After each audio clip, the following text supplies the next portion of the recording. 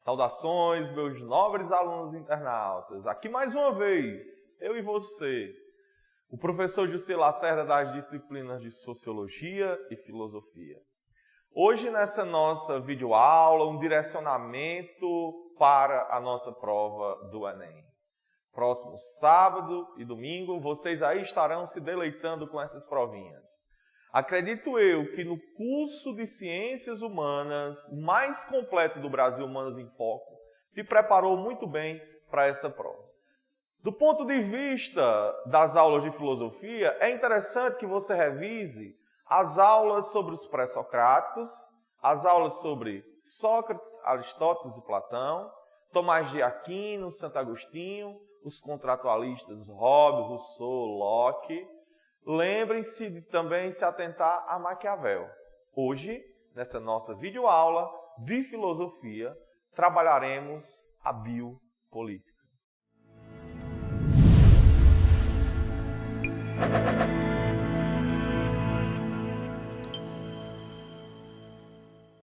Nessa construção da biopolítica, estaremos direcionando a nossa temática filosófica a três grandes escritores da filosofia. Há três filósofos contemporaníssimos. São eles Michel Foucault, George Agamben e Hannah Arendt. O que é a biopolítica? Primeira coisa que você, meu nobre aluno internauta, tem que saber. O que significa a biopolítica? Na nomenclatura, bio, vida. Política, em si, é a construção em que o Estado vivencia e direciona a vida dos seus cidadãos, a vida dos seus indivíduos que compõem o corpo político e social. Quando tratamos da biopolítica sob o olhar dele, Michel Foucault, o pai desta linguagem, biopolítica ou biopoder, nós temos que entender que a vida humana está atrelada à política. E esse atrelamento e essa junção, ela é uma junção de caráter político. Jussi, isso é bom? Jussi, isso é ruim? Atentai-vos, meus nobres internautas. Por quê?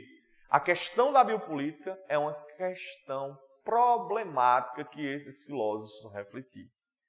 Rousseau falou muito dessa questão da liberdade, do poder do soberano.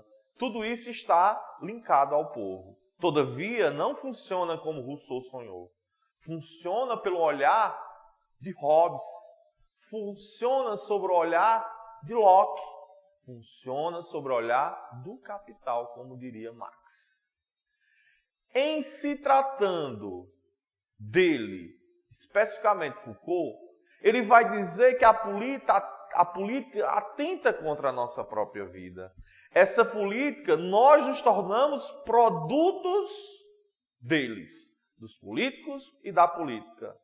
O poder não está com a gente. O poder está com o soberano, aqueles que detêm o poder. Aqueles que detêm a força política. Aqueles que nos alienam. Aqueles que nos comandam. E nós somos simplesmente objetos de alienação.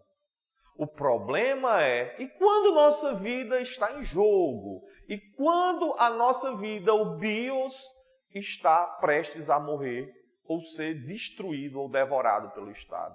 O Estado não quer saber disso, porque o Estado está ligado a um sistema burguês capitalista.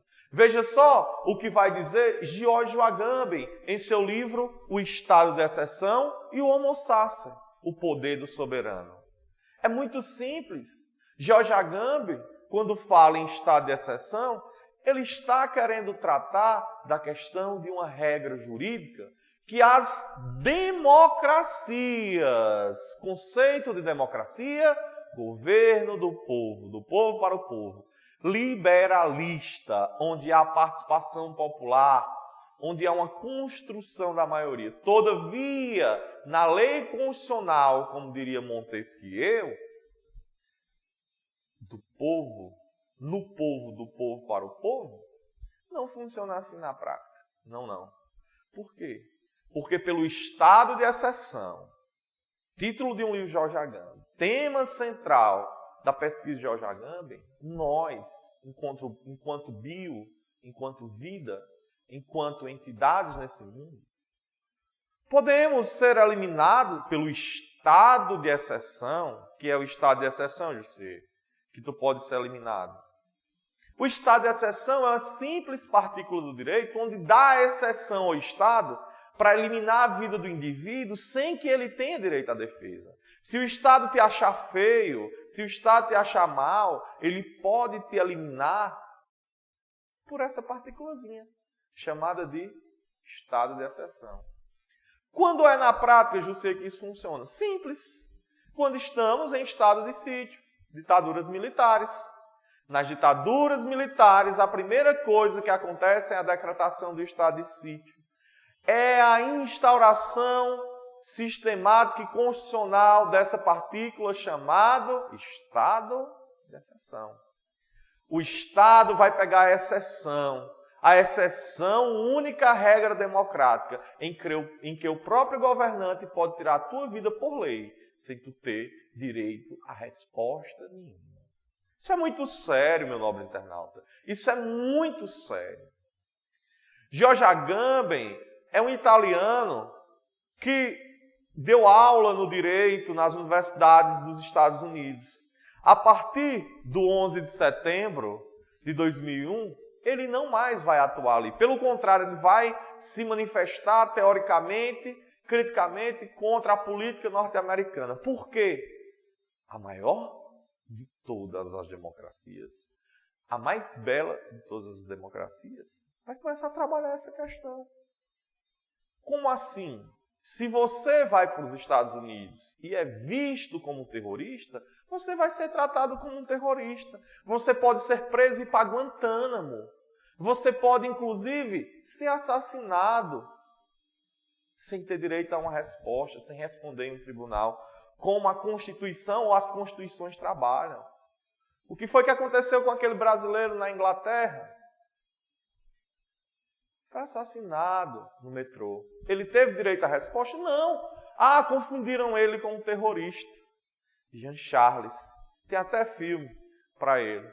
Pena para ele e para sua família. Mas é isso que o Estado vive e prega na questão da biopolítica e do biopoder, introduzido por Foucault, comentado por Jorge Agamben. No livro Estado de Exceção, ele explica o que seria esse estado de exceção, e lá no Homo Sapiens, ele vai tratar do poder do soberano, da questão em que nós somos comparados com o indivíduo lá da Roma Antiga.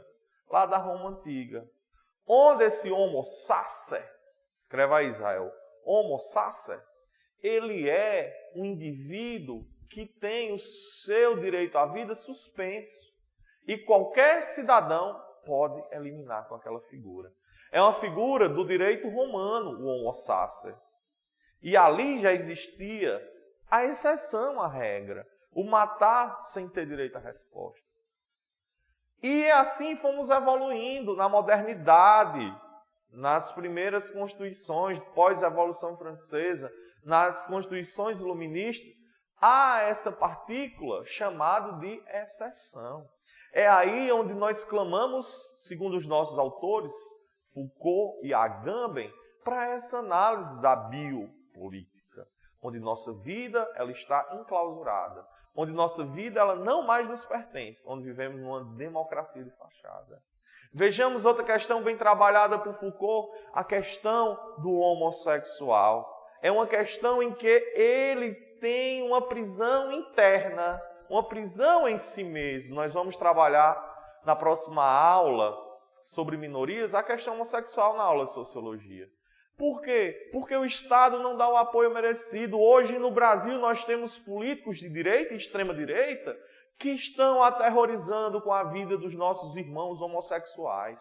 Enquanto ele, Francisco, o nosso grande Papa, ele defende essa harmonia, essa coerência, nós estamos tendo figuras no parlamento brasileiro, como o Bolsonaro, que quer eliminar os homossexuais, gente. Não existe. Acima de tudo, são pessoas humanas. Se você não gosta, se eu não gosto, se os demais não gostam, temos que respeitar a vida, o bios.